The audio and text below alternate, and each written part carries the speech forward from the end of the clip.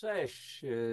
Jak zwykle witam Was serdecznie, bardzo serdecznie. Janusz Dąbrowski, gospodarz kanału Barwy Zdrowia. Dla tych, którzy po raz pierwszy tu zawędrowali, jest to kanał poświęcony generalnie promocji zdrowia, wszelkim jego aspektom, a więc odżywianie, suplementacja, oddziaływanie pól elektromagnetycznych na nasze ustroje, wpływy wody, picia wody, tego co woda zawiera dzisiaj, skąd wziąć czystą wodę, jak się chronić przed smogiem elektromagnetycznym, czy suplementacja jest potrzebna, wręcz niezbędna, czy też jakiś wymysł, jakaś głupota i tak dalej, jak unikać chorób, jak wyjść z różnego rodzaju chorób. No sam prowadzę taki kompleksowy program zdrowia, zresztą opracowany przez czeskich lekarzy od 12 lat bardzo systematycznie. Sam z niego korzystam. Skończyłem już w tej chwili mam ponad 70 lat. Nagrywam tę audycję w czerwcu po prostu 2024 roku. Kiedy się moja świeczka wypali, nie mam pojęcia, kiedy zgaśnie, ale jakoś na razie wszystko mi służy. Zdrowie, sprawność na ten wiek jest całkiem fajna. E, Radzę sobie ze stresami. A więc temu wszystkiemu jest właśnie to poświęcone, ale z drugiej strony posłuchajcie, nasze zdrowie to jest tylko nie to, ta soma, nie tylko to nie jest ciało, więc nie tylko materia, to jest też duch, to jest umysł, to co mamy pod kiepełką, to co mamy 25, u niektórych mniej lub u niektórych więcej, to co mamy w tej przestrzeni 20 około 5 centymetrów między uszami, bo nie jesteśmy tylko istotą materialną, ale duchową, tak, duchową. E, Proste przykłady, ale mam fajne ciałko, tak? Albo zobacz jaka laska, ale ma fajną. No i tam mówimy o jakiejś części ciała, która nam się bardzo chłopakom podoba, ale dziewczyny też mówią, że ale ten facet ma coś fajnego i tak dalej. Mowa jest o ciele, czyli on ma ciało, a nie ciało ma jego. Czyli nasz kosmiczny skafanderek mamy, nasz nośnik, nasz pojazd kosmiczny. I teraz jest pytanie, jak to wszystko powiązać? To ciało z tym duchem i tak dalej. I temu też służy po prostu ten mój kanał ewentualnie do dyskusji, do przekazywania pewnej wiedzy. I dzisiaj też posłuchajcie, no oczywiście ja bazuję tutaj na tym, co wcześniej, wiele lat temu zostało mi przekazane, gdzieś tam z góry, nie wiem skąd, gdzieś docierało z kosmosu. To, co otrzymałem, coś teraz dzielę. Oczywiście masa tego i między innymi ten temat jest również umieszczony w mojej książce Nie samym chlebem żyje człowiek, czyli nie sama tylko materia. Trzeba pamiętać o tym. To jest bardzo ważne. Bez tego nie jesteśmy ludźmi. I teraz, kochani, przejdę do omówienia pewnych treści na bazie właśnie jednego z moich artykułów. Już wspominałem po kilka razy w audycjach, że pisałem na takim portalu EIOBA. To się trochę źle kojarzy, no, ale ja jestem nie z tego trochę świata, więc się nie przejmuję. A więc o Tobie, lustrze, Bogu, hologramie i innych sprawach. Ale miszmasz, Boże święty. I ty, i lustro, i Bóg, i hologram, i jakieś tam jeszcze nie wiadomo. Zobaczcie, że ten tekst został podany w 2014 lutego 2008 roku. Nic nie stracił na aktualności. No dobrze, ale przejdźmy do rzeczy. Tekst oczywiście dość filozoficzny. Mam nadzieję, że odkryjecie coś fajnego dla siebie. A, od razu jak zwykle zastrzeżenie. Nie musi się wszystkim podobać. Można to wszystko, co mówię, to, co czytuję, to, co przekazuję, można to wszystko wyrzucić do kosza. Każdy ma wolę wyboru. Można przyjąć z całości, można wziąć część, co komu pasuje, nie ma sprawy. Natomiast będę zadowolony, jeżeli wy będziecie zadowoleni, jeżeli będziecie się dzielić tą wiedzą z innymi linkami, jeżeli będziecie subskrybowali nasz kanał, jeżeli po prostu będą lajki, komentarze i tak dalej. Do czego serdecznie namawiam i proszę was o to. Dobrze, przechodzimy. Kochani, jak często zastanawiamy się sami nad sobą? Kim my jesteśmy w ogóle? Co za istotami jesteśmy? Rodzi się małe dziecko, Jasiek, Zbyszek, Rysiek, a później jest pan Jan, pan Zbigniew, pan Ryszard i tak dalej, obrastamy w piórka. Więc zanim zacznij zagłębiać się w dalszy tekst, spójrz najpierw w lustro. I pytanie, kogo ujrzałeś? Czy jest taka druga istota na świecie? Czy zastanawiałaś się nad tym? Przepraszam, będę po prostu używa rodzaju męskiego, chyba że poradzę sobie, a więc będę mówił i tak, i tak. Czy zastanawiałeś się nad tym, istoto ludzka, czy zastanawiałaś się, istoto ludzka, że jesteś niepowtarzalny, jedyny, jedyny, niepowtarzalna? Czy już wiesz, że jesteś wyjątkowa, wyjątkowy? Czy często przychodziła ci na myśl do głowy taka, że nie ma takiej drugiej istoty na całym świecie? Wiecie co, kiedyś, bo byłem nauczycielem i kiedyś kazałem uczniom na jedną z lekcji, a tam takie wiecie, jak to w szkołach nazywają, koszałki, opałki, przynieść uczniom, to była 6. klasa, lusterka. Miałem tam swój pewien plan, bo wiedziałem, że z pewnymi rzeczami sobie nie radzą, trzeba było ich troszeczkę oświecić, na ile można było. No i po prostu dyskusja potoczyła się w tym kierunku. Zacząłem zadawać pytania, czy oni lubią siebie. No co było zaskoczenie, jak to lubić siebie? Ja mówię, to teraz spójrzcie w lusterka, popatrzcie na siebie. Oczywiście na początku zaczęli stroić małpie miny. Okej. Ja mówię, teraz spójrzcie na siebie, obejrzyjcie się. Czy jest taki drugi Janek, Kasia, Zosia, Marysia, Rysiek i tak dalej w tej klasie? No nie, stwierdzili, że nie.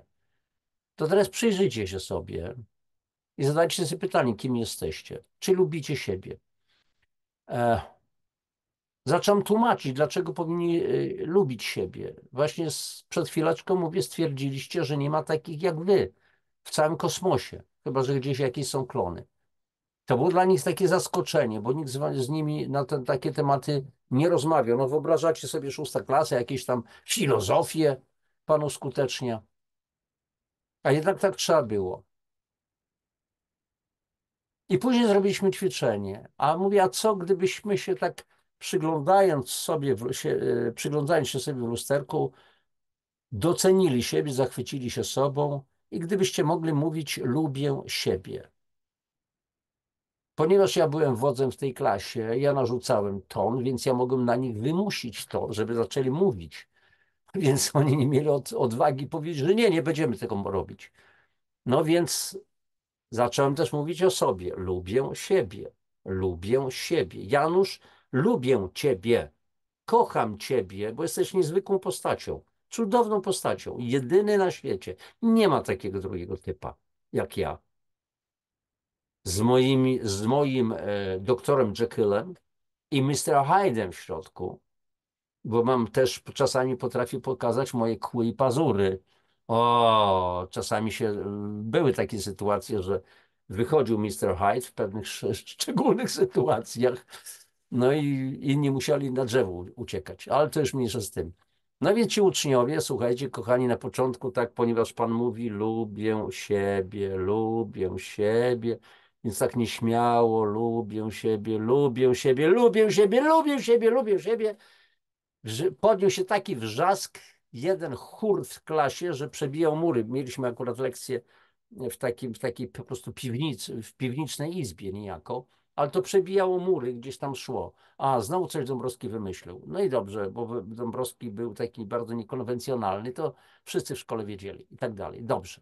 A więc polub siebie. Jesteś jedyną taką istotą. To jest zasadniczy powód, żeby polubić siebie i pokochać siebie, tak prawdę mówiąc.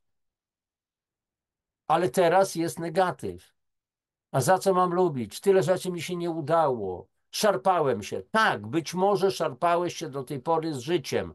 Chciałeś je zmienić, ale za każdym razem robiłeś to samo, stosowałeś tą receptę, jak mówi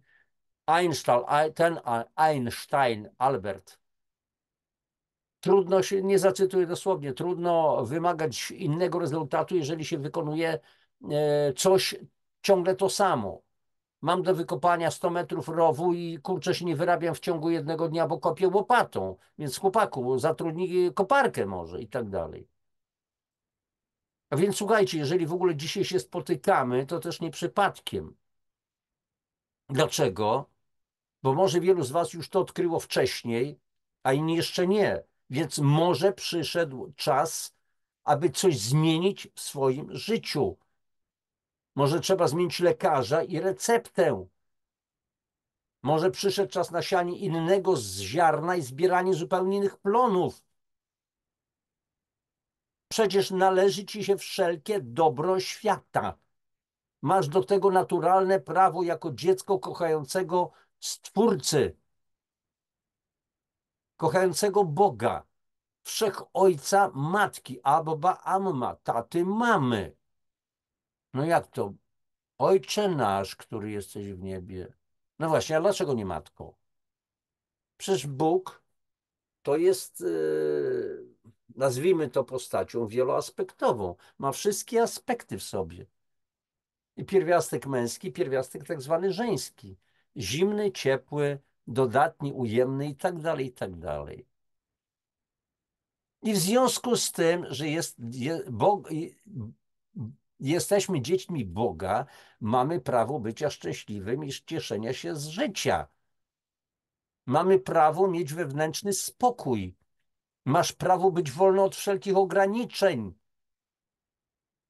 Ale jakie ogranicza? To co, nie wolno mi czegoś robić, ależ możesz, wolno ci wszystko. Tylko nie wszystko jest dobre. Możesz nawet krzywdzić innych, ale to nie jest dobre, bo krzywdząc innych, krzywdzisz również siebie. Wielu ludzi nadal tego jeszcze nie rozumie. Masz prawo być zdrowy. Masz też prawo otrzymywać. Masz również prawo dawać i dzielić się z innymi otrzymanym dobrem. Mogę sobie powiedzieć, że bardzo chętnie przez całe życie dawałem, ale z braniem to miałem problem. Oj, oj, oj, oj, oj. Czyli to był stan nierównowagi. Dawanie i branie, a więc dawania tyle, a brania tylko tyle. No to siłą rzeczy to jest spadek w dół, jak po równi pochyłej i koniec, kropka. A więc masz prawo dawać i dzielić się z innymi otrzymanym dobrem. Korzystaj z tego prawa jak najczęściej. Im więcej dasz siebie, tym więcej otrzymasz. I nie wymagajmy. Nie wymagajmy, zwłaszcza wdzięczności, nie oczekujmy niczego w zamian. Raczej dziękujmy, że to my staliśmy się źródłem dobra i szczęścia innych. W takiej wspaniałej książce Życie i nauka mistrzów Dalekiego Wschodu, która była podstawą również mojej wiedzy, mojej edukacji, wychowania, jest powiedziane: ten, kto nie wie, że wdzięczność jest drogą do nieskończonego królestwa szczęścia, nieograniczonej wolności, nie zasługuje na nie. A kiedyś spłynęło mi ciemną nocą takie zdanie, obudziłem się, coś mnie obudziło i powiedziało: wstań i pisz. Pamiętam, że tylko jakaś koperta była na stole, pamiętam, że to było gdzieś tam i był jakiś długopis, więc tak po omacku troszeczkę musiałem to zapisać, bo rano już bym nie pamiętał. Wdzięczność to klucze do niebios bram. Nieraz wpisuję to nieraz jako dedykację, nieraz na szkoleniach moim czytelnikom w moich książkach. I teraz zastanówmy się, kto i w jaki sposób stworzy nasze zdrowie, pomyślność, szczęście? Kto zapewni nam mieszkanie, ubranie, kto obdarzy nas miłością, poczuciem zadowolenia, innymi najpiękniejszymi doznaniami? I teraz pytanie, jakie opcje odpowiedzi pojawiają się w twoim umyśle? Ja sam? Ja sama do wszystkiego doszłam? Ja sam do wszystkiego doszedłem? Ja mam zdolności, bo inni to są durnie, głupcy, imbecyle, debile, kretyni i tak dalej. Ja sam Ja sam do tego doszedłem, absolutnie. No, poszedłem do urzędu, załatwiałem wszystkie sprawy. Sam. No dobra. Pytanie, a w jaki sposób powstaliśmy? Dlaczego powstaliśmy? Dlaczego powstało życie? Powstała cała przyroda. Dla mnie odpowiedź jawi się już wyjątkowo prosto, po prostu z miłości. Miłości najwyższego Stwórcy. Deus caritas est, mówi się, Bóg jest miłością, łacina. A z jakich powodów pojawiają się w naszych rodzinach dzieci? Pomijając oczywiście patologiczne przypadki przyczyn narodzin w świecie stwarzanym, powiedzmy niedoskonale przez nas samych. Chociaż nawet ta patologia, kiedy w ten sposób dochodzi do poczęcia, jest też jakimś rodzajem, nie wiem, patologicznej miłości, nie wiem, trudno mi w tej chwili to określić. Więc posłuchajcie, no jak więc sami widzicie, miłość daje energię stworzenia. Bóg to jest emanacja miłości, stworzy nas po prostu z miłości. A i dobrze, żebyśmy się rozumieli, chociaż już mnie znacie. Tu nie chodzi o jakieś kleszenie, wychodzenie na amborę, jakieś próby zbawiania, uczenia i takie, że będę przewodnikiem stada. Jak najdalej jestem od tego. Niech każdy zbawi sam siebie. To jest po pierwsze. Chrystus Jezus też nie zbawił nikogo. Oczywiście to jest mityczna postać, nie istniał na 100%. No zaraz, ale jeżeli jest jakiś przekaz, zostały po prostu wzorzec zachowań został, wzorzec, szablon, to znaczy ktoś musiał być. Dla tych, którzy oczywiście nie wierzą w tę postać. Więc posłuchajcie, naprawdę ja w to nie tylko wierzę, ja w to wiem, że miłość jest drogą do poznania najpiękniejszych wibracji wszechświata. Dlaczego tak twierdzę? Bo kiedy pisałem moje książki, to otrzymywałem, słuchajcie, niesamowitą wiedzę odkrywałem. I nieraz zastanawiałem się, co było taką główną przyczyną tego pisania. Komercja, bo zacznę to sprzedawać w milionach egzemplarzy. Nawet wtedy nie myślałem o tym. Chciałem zdobyć wiedzę i dzielić się tą wiedzą, tak jak dzisiaj to jest. Dzielę się z wami. To mnie napędzało. Ciekawość, co jeszcze? Jezu, jakieś kapitalne informacje odkryłem, jakie kapitalne nazwiska, jakie dokonania różnych ludzi. No, muszę to napisać wszystko, żeby później dać innym. Więc to jest rodzaj miłości, tak. I ta miłość jest drogą do poznania najpiękniejszych wibracji świata. Motyle w brzuchu miałem niejednokrotnie. Jezu. Dzisiaj akurat rozmawiałem ze swoją znajomą, mówiłem, że niektóre książki to były dosłownie lata zdobywania wiedzy, później, żeby w ciągu kilku miesięcy przenieść to do komputera czy ręcznie. Pierwsze moje to były pisane ręcznie dosłownie. I dawało mi tą niesamowitą radość, jeżeli powiedzmy zdobyły jakieś informacje, na których mi bardzo zależało. A więc jeżeli miłość jest drogą do poznania najpiękniejszych wibracji świata,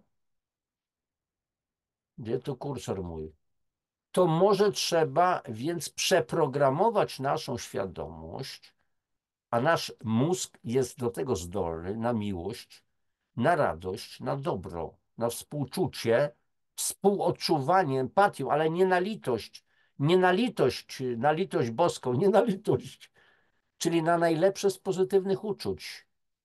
Ktoś może poczytać oczywiście to za niedorzeczność, ale miłość potrafi wzmocnić system odpornościowy, przekształcić komórki i uodpornić na działanie toksyn.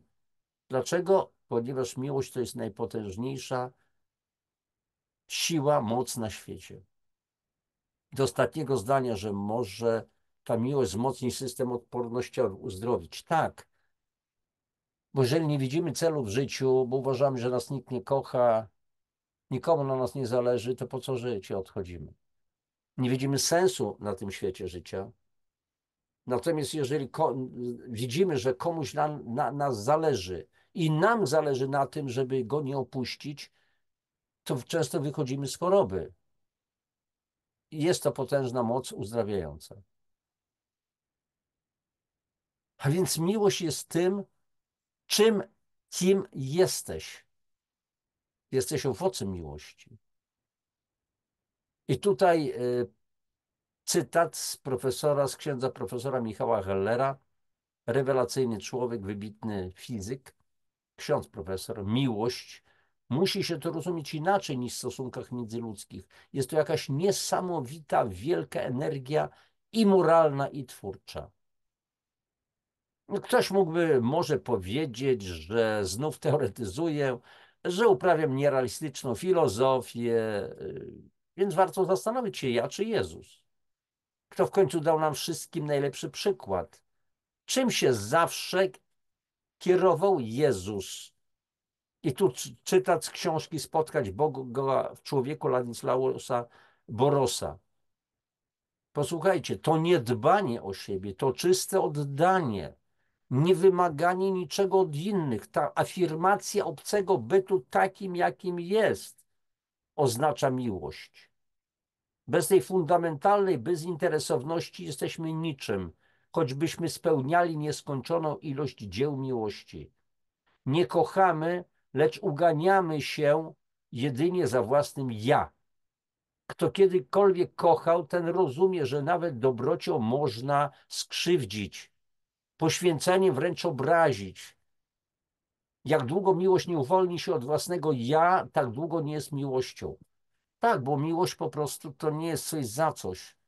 A nawet, no wiesz, ja przecież pomagam, a pytanie dlaczego? Czy pomagasz dlatego, żeby faktycznie myślisz o tym człowieku, albo nawet nie pomagasz, bo czasami nie wolno pomagać. Tak, czasami nie wolno pomagać. Człowiek powinien doznać czasami jakiejś lekcji, żeby zrozumiał.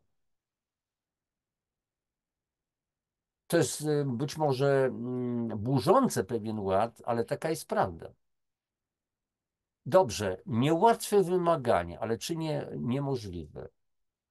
No, jeśli nie spróbujemy, to nigdy nie przekonamy się, czy jesteśmy w stanie osiągnąć wyżyny. Trzeba zacząć jednak, powtórzmy, od zmiany myślenia, a przede wszystkim o nas samych. Kim więc jesteśmy? Uwaga, teraz będzie cytat. Aj, taki trochę, słuchajcie, nieprawomyślny, ale to porozmawiamy. A wreszcie rzekł Bóg: uczyńmy człowieka na nasz obraz, podobnego nam. Niech panuje nad rybami morskimi, nad ptactwem powietrznym, nad bydłem, nad ziemią i nad wszystkimi zwierzętami pełzającymi po ziemi. Stworzył więc Bóg człowieka na swój obraz. Na obraz Boży go stworzył, to Księga Rodzaju. No i więc mamy Biblię. No ale można się tutaj doczepić. A to Bóg powiedział, może Jahwe. A kim był Jahwe? A Jahwe kazał wyżynać całe narody. A to, a tamto. Oczywiście, że Biblia jest pełna opisów różnych rzezi i tak dalej, i tak dalej. Więc są tam jakieś objawienia dotyczące być może kosmitów. Nie w tej chwili nie chcę na ten temat dyskutować. O tym mówi kapitalnie pan Roman Nacht. Jeżeli znacie to nazwisko, poszukajcie w internecie akurat audycji pana Romana Nachta. Jest rewelacyjny po prostu. Ogromna wiedza, ogromne, cudowne człowieczeństwo w ogóle. Ale teraz nieważne w tej chwili, czy to kosmici, czy nie kosmici, uczyńmy człowieka na nasz obraz, podobnego nam. No to zaraz tu będzie do pytania. Więc posłuchajcie, jesteśmy więc podobni Bogu, jesteśmy obrazem Boga. Okej. To teraz odwróćmy, kochani, kolejność. Spójrzmy w drugie zwierciadło. Logika podpowiada w takim razie, że Bóg jest podobny do nas. Ma głowę, dwie ręce, nogi, bo jeżeli my zostaliśmy stworzeni na Jego obraz i mamy głowę, kiepełkę, dwie łapy, te łapy dolne, na których chodzimy, te dwie łapy, tutaj machające się, no to znaczy, że Bóg tak samo jest zbudowany.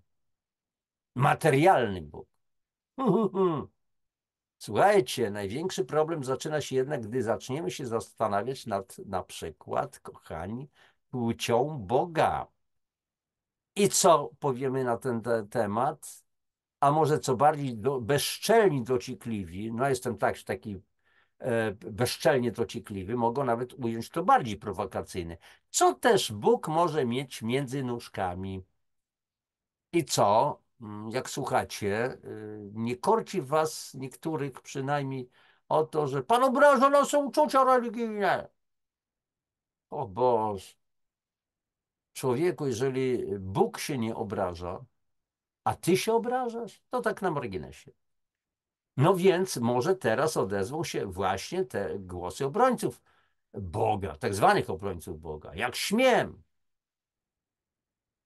No więc adwersarze mogą mi nie wierzyć, ale Bóg naprawdę nie potrzebuje obrońców, ludzkich obrońców. Dla tych, to się ja mówię, jest świat pełen takich fanatyków. Z pełnym szacunkiem, no mają prawo do swojego myślenia, ale wy chcecie bronić Boga? No ludzie, kochani, zastanówcie się na logikę. To raczej my potrzebujemy Jego opieki, stałej opieki i tak prawdę mówiąc ma więcej poczucia humoru niż nam może się wydawać. Jak to nieraz się mówi, że człowiek planuje, robi plany, a Bóg się śmieje. No, nie? No więc pytanie, teraz wracam do tematu. Czy więc Bóg to postać z krwi i kości? Czy Bóg jest obdarzony ciałem? W dodatku podobnym do naszego? No jeśli stworzył nas na obraz i podobieństwo swoje, to pewnie tak. Od wielu wieków wielcy artyści przedstawiali go jako siwego starca z wielką brodą. To dzisiaj pewnie już zgrzybiały staruszek, może ma Alzheimera. W dodatku wiecznie mężczyzna. Bóg ojciec, tak? I ciągle nasza ludzka dążność do materializowania wszelkich zjawisk i bytów w otaczającym na świecie no, doprowadza nas po prostu do absurdów, do idiotyzmów. Przepraszam, że używam takich określeń, ale tak to jest naprawdę. W efekcie, kochani, personalizujemy Boga. Bóg to jest osoba, postać. Nadmieńmy ponadto, że Boga również patriarchalizujemy, czyli patriarcha, ojciec. I, kochani, maskulinizujemy. W jednej z audycji mówiłem, że uwielbiam tworzyć nowe słowa, takie nowotworki słowne. Maskulinizujemy, czyli jest mężczyzna, czyli Bóg, podsumujmy, to ojciec, a więc mężczyzna. Tymczasem, zwróćcie uwagę, Jezus w Ewangelii Świętego Jana mówił, Bóg jest duchem, trzeba więc, by czciciele Jego oddawali Mu cześć w duchu i prawdzie. W przekładzie Biblii według Marcina Lutra jest nawet bardziej kategoryczne twierdzenie, Bóg jest duch. Bóg jest to duch. Trzeba czuć tutaj ten niuansik. Podobne wyrażenie znajdziemy gdzie indziej. Pan zaś to duch, a gdzie jest duch pański, tam wolność. To jest drugi list do Koryntian. Jak widzicie, posługuję się tutaj Biblią, bo mnie kiedyś bardzo ciekawiła mnie, co tam jest takiego napisanego. I dzisiaj powiadam, nie czytajmy, kurczę, Biblii na kolanach, na klęczkach, Boże, bo to święta księga i tak dalej, tylko czytajmy ją ze zrozumieniem. Po to nam Bóg dał rozum, żebyśmy myśleli, a z drugiej strony, jak nie wiemy, to możemy poprosić, ja to robiłem. Mówię, Boże, daj mi Twoje boskie zrozumienie tego wszystkiego. Spraw, żebym to zrozumiał, żebym to pojął. I jak trzeba, żeby mógł się podzielić z innymi, z tymi, którzy będą chcieli tego. Albo przyjmą, albo nie przyjmą. I teraz cytat. Zgodnie z nauką Jezusa i nauką wszystkich prawdziwych mistrzów, Bóg jest to bezosobowa zasada kierownicza, a jednocześnie inteligencja uniwersalna, która może przejawić się w człowieku jako Chrystus. To jest Bóg w człowieku. Taki człowiek staje się synem Bożym lub córką Bożą, co może osiągnąć jedynie dla siebie i dzięki własnej pracy i zasługom. Och, ja cię nie mogę. Trzeba się zasłużyć. Znaczy, trzeba bardzo silnie pracować. Ale co, tymi łapami pracować nad sobą, zmieniać siebie, żeby stać się z istoty reaktywnej, reagującej. Jak jest akcja, to jest reakcja na istotę proaktywną, stwórcę. Synem Bożym nie można więc, córką również, Nie można więc zostać w założeniu przez protekcję, nominację, przy czym to synostwo, przepraszam, że użyję takiego bardzo dziwnego określenia, córestwo Boże, nieprzyjemnie, znaczy dziwacznie to się czasem może z niektórym skojarzyć, a więc to synostwo Boże nie jest czymś unikalnym, a przeciwnie, jako dziedzictwo człowieka przeznaczone jest dla wszystkich. Tego właśnie nauczał Jezus, dając swym życiem przykład. To jest fragment Ewangelii Życia Doskonałego. A więc z jednej strony mamy pracować, ale nie, Boże, żeby nie popełnić jakiegoś grzechu. A co to jest w ogóle grzech? Może i na ten temat audycję kiedyś zrobiłem. Hamartia, odstępstwo, pozostanie z dala, odseparowanie. Ale to jeszcze będziemy o tym mówić.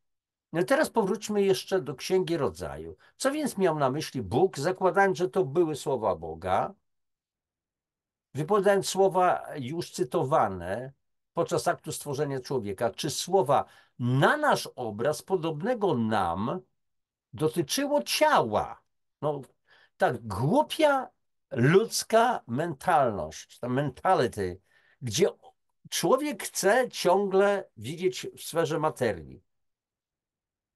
Pierwsze było jajko czy kura? Duch czy materia? A co to jest materia? Wszystko się może rozsypać w proch i pył. I później możemy znowu pozbierać to wszystko do kubki, te atomy, pierwiastki i tak dalej. O co więc chodziło Bogu? A może w cytowanych słowach chodziło o to, że w akcie stworzenia człowieka Stwórca obdarzył nas pełnią swoich możliwości, że my również jesteśmy stwórcami, podobnie jak nasz boski Ojciec, Matka, że przede wszystkim jesteśmy istotami duchowymi, a nie materialnymi, że tylko nasze dusze, holograficzne cząstki Boga wcieliły się w materię, w dodatku materię świetlistą. O tym to piszę bardzo dokładnie w biomagnetyzmie, w pierwszym, drugim tomie jednej z moich książek. Ale tutaj wyjaśnijmy przynajmniej przy okazji tak, co to jest hologram. Hologram to jest struktura optyczna, w której objętości można zawrzeć, upakować ogromną ilość informacji umożliwiających odtworzenie trójwymiarowego obrazu. I każdy punkt hologramu niesie informację o całości takiego obrazu. Tak jak wodór, który jest pierwszym pierwiastkiem, jeden atom, który ma jeden proton, jeden elektron, a później powielamy hel i tak dalej, razy 2, razy 3, razy 4, razy 5 i tak dalej, aż do bardzo ciężkich pierwiastki ununoctium na przykład i tak dalej, i tak dalej. No dobrze, ale jak to ogarnąć? No nie ogarniemy, jeżeli będziemy uznawać za paradygmat, że nie jesteśmy wyjątkowi. Więc jeśli w to nie wierzysz, to pewnie przyjmujesz, że Bóg stworzył wyrób niepełnowartościowy. Coś w rodzaju niedoskonałej kopii doskonałości. A mądrość Syracha, warto się tym zainteresować, mówi: wszystkie dzieła Pana są bardzo piękne. I tu, kochani, uwaga jeszcze dla tych, którzy mówią jakieś tam kleszczenie, tam chrzanienie i tak dalej, dyrdy mały. No nieważne, jeżeli ktoś taki będzie chciał to powiedzieć, to niech sobie po prostu powie i nie ma sprawy. Natomiast ja po prostu przeszedłem swoją pewną ścieżkę, starałem się pewne rzeczy zrozumieć. Myślę, że wiele rzeczy zrozumiałem. Łatwiej mi jest w związku z tym. Namawiam was też do własnych odkryć. Moje teksty, moje audycje mogą wam to ułatwić. Ewentualnie, jeżeli tak będzie, to będzie fajnie, a może utrudnić, bo niektórzy mówią, a ja to wolę lepiej nie wiedzieć. No i wpadają w sidła różnych myślicieli, ciemiężców, którzy znają jedyną prawdę, bo moja prawda jest mojsza, bardziej mojsza niż twojsza i tak dalej. Tak znacie to, tak prawdę mówiąc. A więc słuchajcie, człowiek to nie tylko istota fizyczna, materialna.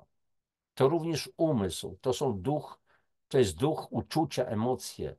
Połączone razem tworzą nierozerwalną całość.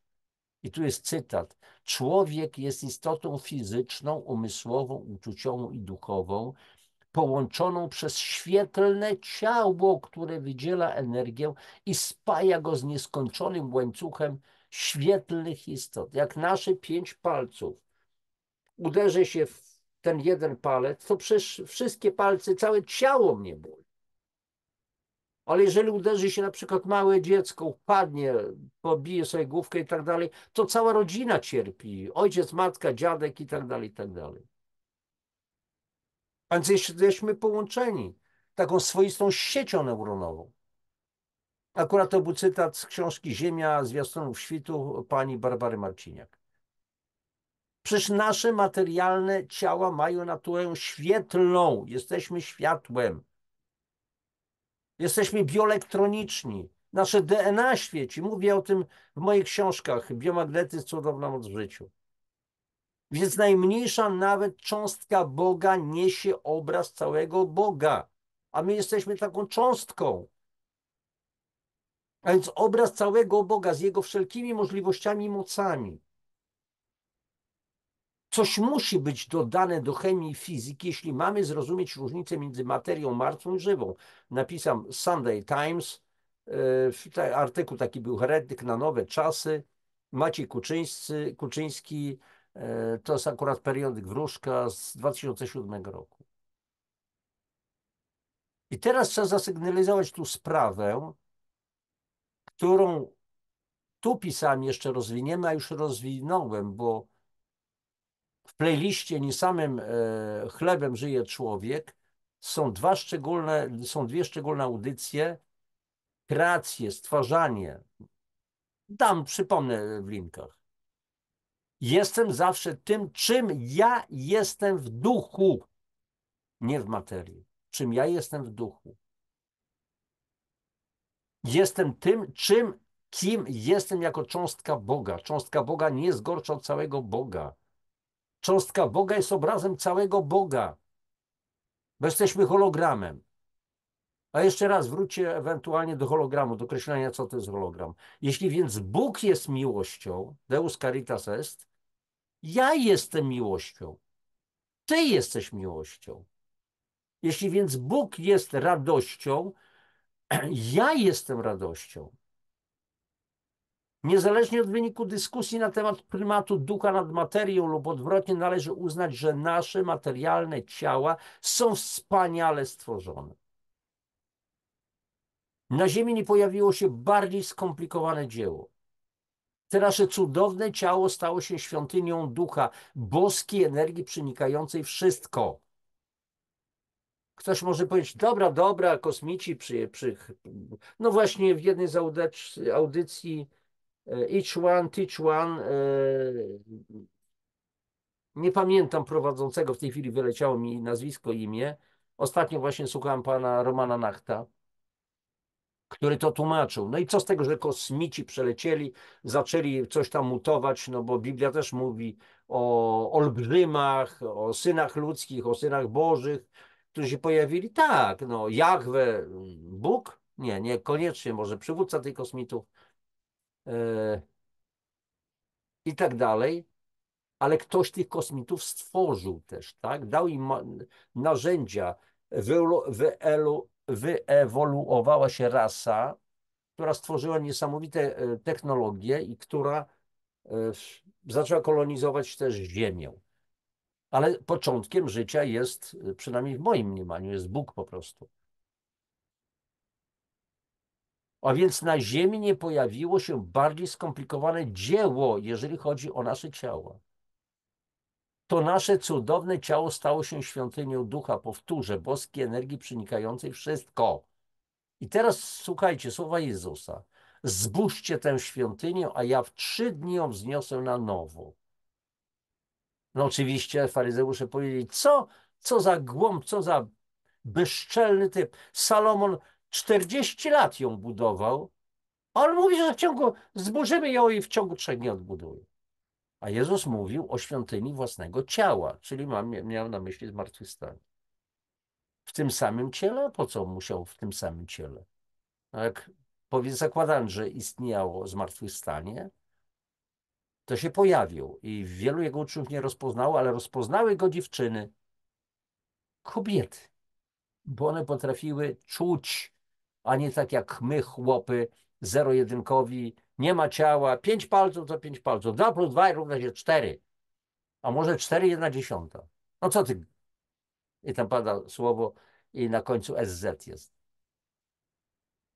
Dalej, czy nie wiecie, że jesteście świątynią Boga, że Duch Boży mieszka w was? Świątynia Boga jest święta, a wy nią jesteście. Czy nie wiecie, że ciało wasze jest przybytkiem Ducha Świętego, który w was jest, a którego macie od Boga i że już nie należycie do samych siebie? Chwalcie więc Boga w waszym ciele. Kochani, ja zdaję z tego sprawę, że niektórych może to wzburzać, oburzać albo wzbudzać zadziwienie. No jak to? Panie, a pan ksiądz jest? Klecha? Teolog? No nie.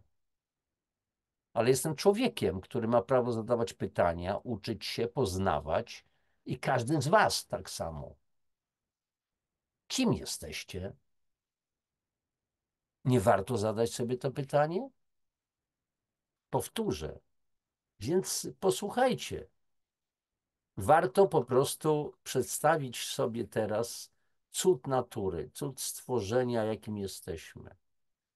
Nie wiem, czy tutaj coś mam z tych, jedna z moich takich publikacji, kim jesteś. Nie mam tutaj akurat pod ręką, nieważne, tak, kilkadziesiąt stron, zaledwie broszura. Bez ujrzenia docenienia, bez przekonania się, czym są nasze kochane kosmiczne skafanderki. Karmione, kąpane, pieszczone, pielęgnowane kosmetykami, gimnastykowane lub nie, w które oblekły się nasze dusze, nie będziemy w stanie pojąć zarówno ogromnych możliwości stwórczych Boga, wspaniałości Jego dzieł, jak również nie będziemy w stanie zrozumieć możliwości, jakimi zostaliśmy obdarowani. Kochani, jesteśmy stwórcami. Jesteśmy zdolni nawet do stworzenia życia, do przekazywania życia. No jaki to problem? Wystarczy pójść my mężczyźni z babką do łóżka albo dziewczyny mówią z chłopem do łóżka i może być dziecko. Zaraz, zaraz, ale to nie jest takie proste. Bo nawet sam akt poczęcia, wyobrażacie sobie, że już mówiłem tam chyba w jednej z audycji, to jest tak, jaką drogę mają plemniki do pokonania. Wyobraźcie sobie Anglię, mapę, jest Wielka Brytania, jest Portsmouth, miasto portowe, przy okazji wielka baza marynarki Royal Navy i do Atlantyku w Portsmouth nurkuje, po prostu skacze do Atlantyku pływak i w ciągu jednej nocy dopływa do Nowego Jorku. Cirka 10 tysięcy kilometrów. Ciemną nocą, czy wzburzone fale, czy niewzburzone, czy są rekiny, czy nie, dociera do Nowego Jorku, czyli do Jajeczka. Ale z nim jego kumple również, którzy go chronią. I tylko jeden z tych plemników zapładnia to jajeczko. I jak to wszystko jest skonstruowane. Coś nieprawdopodobnego. A to jest to jeden tylko z wielu cudów. A więc słuchajcie, zresztą, czy tylko my jesteśmy najdoskonalszym dowodem istnienia Boga, działania Jego mocy? I tutaj jeszcze raz z księdza profesora Michała Hellera, z artykułu Dowód na istnienie Boga z polityki, aż z 2004 roku. Cały świat jest śladem Boga. Dlatego nie można znaleźć jakiegoś Bożego podpisu, bo dzieło tworzy całość. Całe jest podpisem. Żeby widzieć ruch, musimy odnieść się do czegoś, co jest nieruchome. Żeby zobaczyć, że świat jest dziełem Boga, musielibyśmy wyjść poza świat.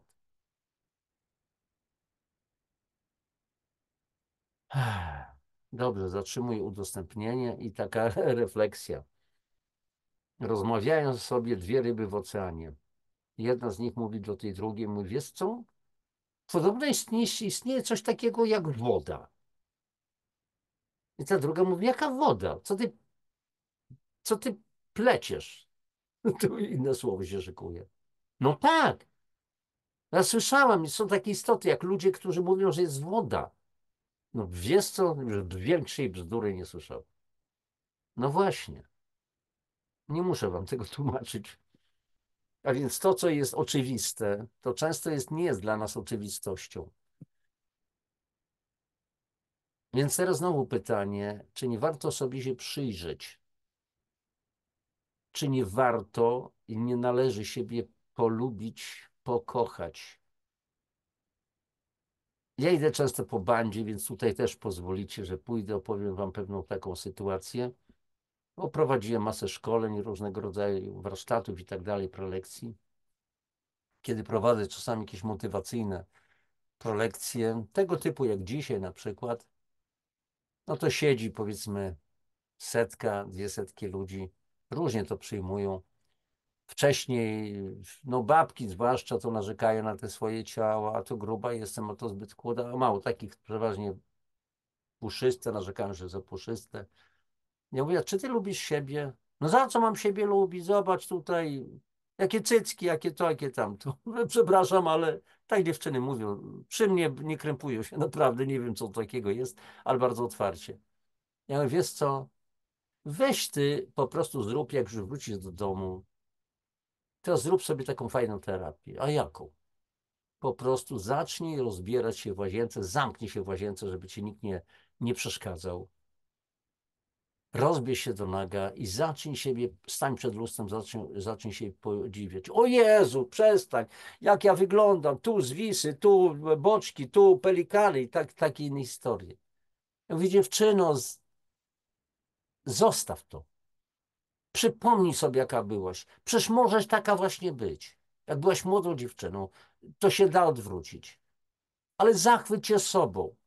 Masz coś bardziej obwisłego, no i co z tego, że bardziej obwisłego? A twój chłop kocha cię, chce się z tobą w ogóle kochać? No masz. Ciągle, kurczę, tylko lezie i lezie. Boże, lezie. No co, chodzi tylko o popęd, czy on ciebie chce? Zdradza ciebie, czy nie? No nie słyszałam jeszcze.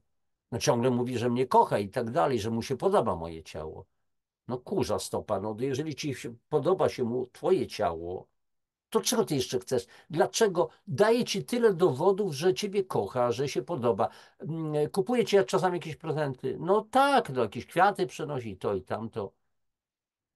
To kocha ciebie czy nie? Podobasz mu się czy nie? Z tym twoim ciałem, którego ty nie lubisz. Pokochaj siebie, dziewczyno, i stań przed lustrem, tak cię Pan Bóg stworzył, i zacznij do siebie mówić: lubię siebie, lubię ciebie, Marylko, Zosiu, Kasiu, i tak samo mężczyźni. Kocham ciebie.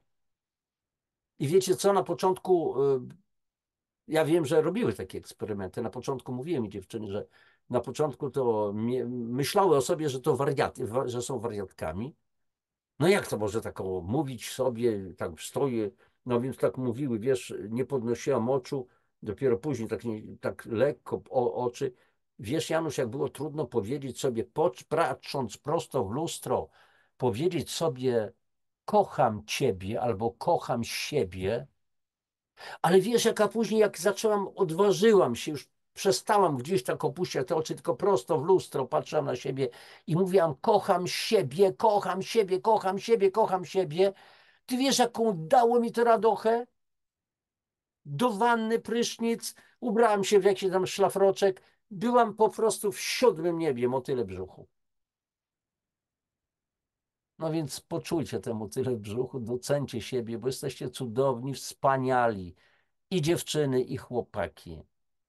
O czym ty mówisz, człowieku? Ja mam już 60 parę lat. Jaka ze mnie dziewczyna? Jaki ze mnie chłopak? Oczywiście, że dziewczyna i chłopak. A dlaczego by nie? PESEL się liczy, człowieku. Nadano ci, kurczę, pieczątkę tam w USC, w Urzędzie Stanu Cywilnego, i zaczęło się twoje kurcze życie, bo wyszedłeś z dróg rodnych swojej mamy. A wcześniej ktoś coś tam zrobił, tak? Żeby do tego doszło. I co, PESEL się liczy? Liczy się to, co ma się pod kiepełą. Przestańcie. Bądźmy kosmicznymi rebeliantami.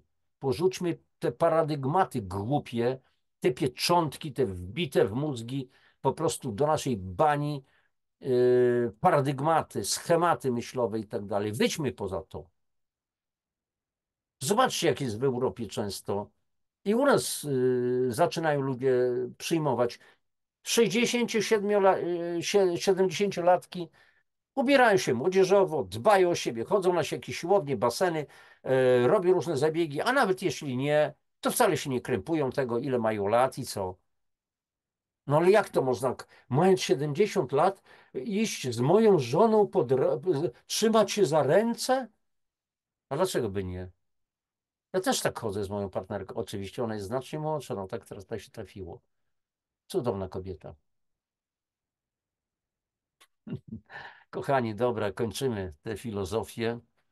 Życzę Wam wszystkiego najlepszego, dużo radości przede wszystkim, z każdej najdrobniejszej rzeczy. Wykorzystujcie każdy pretekst, żeby budować siebie w radości bycia, w radości trwania. A co, człowieku, ty jakiś pięknaduch jesteś, ty nie wiesz, jakie jest moje życie, jak to, jak tamto. Tak? Nie wiem. Nie wiem, czy ktoś by chciał się zamienić na moje życie, na moje wcześniejsze doświadczenia. Ale to nieważne, nie warto się przekrzykiwać i kto będzie pierwszy, wiecie jak w przychodniach. Wiecie jak to jest w przychodniach? No jest tam kilkudziesięciu ludzi, czeka na w końcu te numerki mają, inni przychodzą, już tych numerków nie ma. No i w końcu się wywiązuje dyskusja. Pani, a co pani jest? Oj panie, to ja mam i to, i to, i to chorobę. 3 wymieniło. Pani, a ja mam jeszcze więcej. I to, i tak, takie przerzucanie się. Głupie to jest. Ci ludzie kompletnie nie myślą, no ale tak mają mieć widocznie. No. Jak się chcą, powiedzieć, tak powiem, masturbować tymi swoimi nieszczęściami, chorobami i w tym budują, mają radochę, że tak powiem, coraz więcej leków będę miał. Jezu, jak fajnie. No to jest ich życie. Kochani, wy jesteście inni. Budujcie swoje życia, budujcie na radości, na tym, że wszystko jest dla was możliwe. Jeżeli tylko otworzycie swoje umysły, otworzycie się na świat, zobaczycie piękno w każdym szczególe, w grudce ziemi, w jednym listku. Boże, życie trwa. Wychodzę na podwórko, słyszę masa owadów, niesamowita muzyka. One się nie zastanawiają, czy warto żyć, czy nie. Przychodzą do mnie koty, miauczą, aha, dobrze. Jakieś obce koty zupełnie, które dokarmiam. Jaka radocha z tych kociaków, które przychodzą. Czasami nie chcą nic jeść, chcą tylko pobyć, patrzą na mnie. Pytam, no czego wy chcecie, koty? Niecnoty. No i nie mogę się z nimi w ogóle dogadać, bo oni nie mówią ludzkim językiem. Tylko wykładają się gdzieś tam na brzuch, baraszkują sobie, a później sobie idą. Przeszły do człowieka. Były pełne radości. Dobra, dość tego. Trzymajcie się jeszcze raz najlepszości. No i co? Polecenie służbowe. Linki przekazywać innym, subskrypcje, lajki i komentarze. Papatki, cześć.